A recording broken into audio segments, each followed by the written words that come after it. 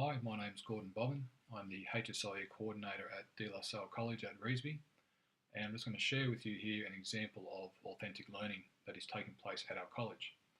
This example involves the teaching of two of the new units of the Stage 4 History Australian curriculum, Depth Study 2 and Depth Study 3, you can see on your screen. In putting together the task and the program for the teaching of these two units, we basically had three aims. The first was to focus heavily on investigating, or student investigation, of the content.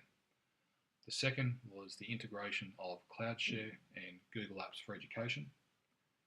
And the third was to, as much as possible, integrate evaluation throughout the process and continued evaluation, self, peer and teacher evaluation. So how the two units are taught, basically one unit, Depth Study 3, where we've chosen to focus on China.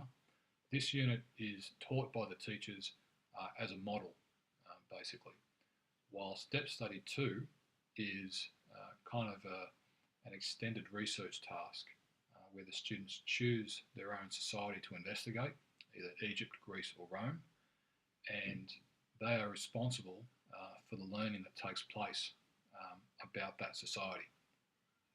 So in order to do this, what we put together were, first of all, a Google site, which we constructed as a template, and that's what you can see now on your screen. And the first one was for the topic of China. And you'll see, as we scroll down, there are a number of different tasks involved in the teaching of this unit.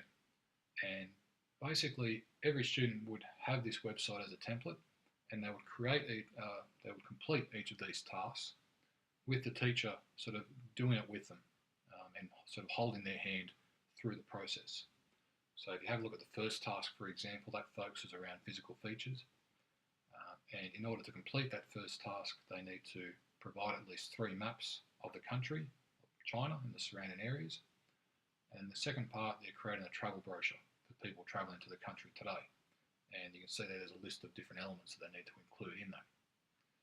If you scroll further down, the next task centres around law and society.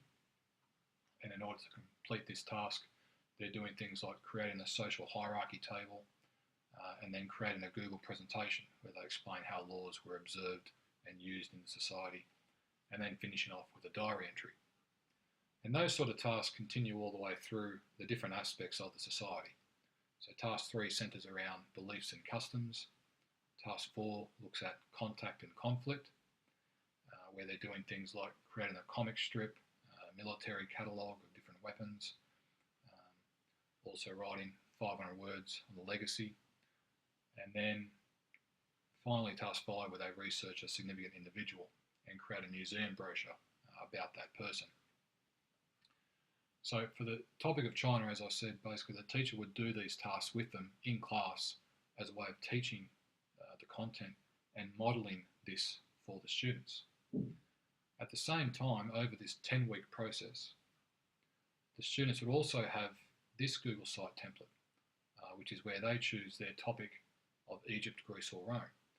And if you scroll down, you'll see that the tasks that they have to do for this society are identical to what they have done for China. They're doing the exact same tasks and the exact same activities, except this time they're doing it on their own. So the teacher has modelled with them how to do it for the society of China, and they then have to then do the same thing again, but for their own society. So they would have to investigate the information and the content and everything they need for it, whereas the teacher has just shown them the how to do it. So as I said, this is a task that would go over 10 weeks. The idea is that teachers would provide, obviously, some of the time in class would be devoted to working through the tasks on China, but nearly 50% of the class time over those 10 weeks would be devoted to the students working on their own task or their own research task on the Mediterranean world. And in that sense, they're able to work together with other students who may have chosen the same topic as them and the teacher has the ability of going around and constantly checking on them and providing them with feedback and evaluation on how they're going. And you may have noticed, actually, as we scroll through those tasks, that there is a formal progress check built into the task, but at the same time, there is obviously a lot of informal assessment going on throughout the process as well. And the final product that they have to hand in is just the completion of this Google site with all the relevant information. And you may have noticed at the top of the page there is a separate page where they complete the work for each of those tasks, including a bibliography.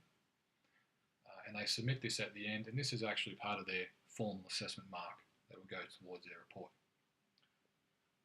So that's just one example of authentic learning and how we're looking to achieve that at Revesby. I'm really excited about how this is going to go. We'll be starting this project very, very soon.